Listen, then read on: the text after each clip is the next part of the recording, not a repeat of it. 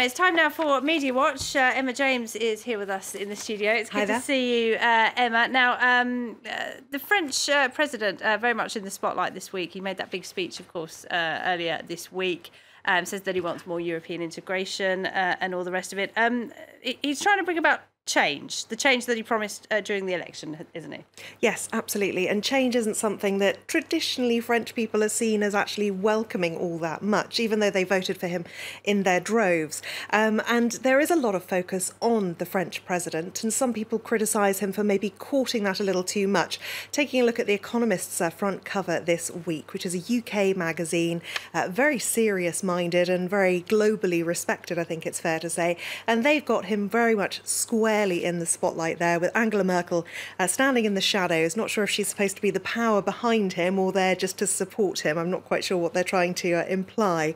But what The Economist has done this week is a 10-page report, really, on all of the promises that Emmanuel Macron has made and the risks that are involved with him trying to actually implement those changes. And certainly it has been a rocky ride for the French president because his popularity has plummeted. In fact, after his first 100 days, as this article points out, Macron's approval rating had fallen to just 36%, which is the lowest of any modern French president at that point, that 100-day mark. Not normally seen as important over here as it is in the US, but people did take note of that over here.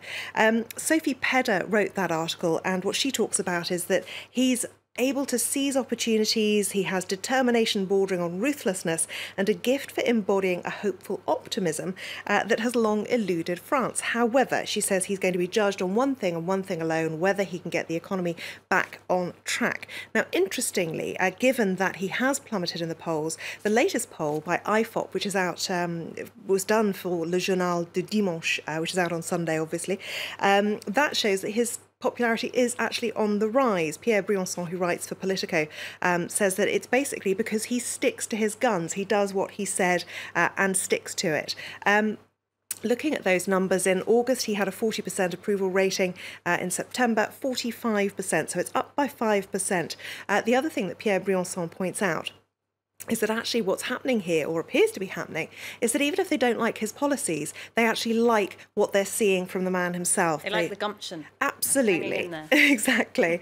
Alberto Nardelli, who is the Europe editor for BuzzFeed, says this, though: I wonder if we'll see the same number of articles that were written when his popularity dropped, because everyone does tend to seize on the bad news. Will they be quite so quick to talk about the fact that he's gone up in popularity? All right, interesting stuff. Now, another big story online, of course, is the death of Playboy founder Hugh Hefner, 91 years old. Indeed. Died in the Playboy bunny mansion, surrounded by friends and family. People saying, you know, he really lived the way he wanted to, didn't he? Absolutely.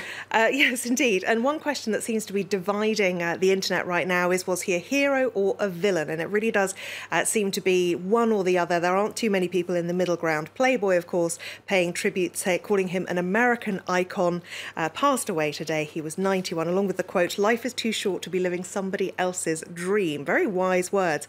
Interesting to look at some of the other words being used about him, though, including the New York Times, who say that he built the Playboy empire and embodied it. Lots of articles you can see on the right-hand side there saying Hugh Hefner invented the modern man. Lots of plaudits being handed out to him.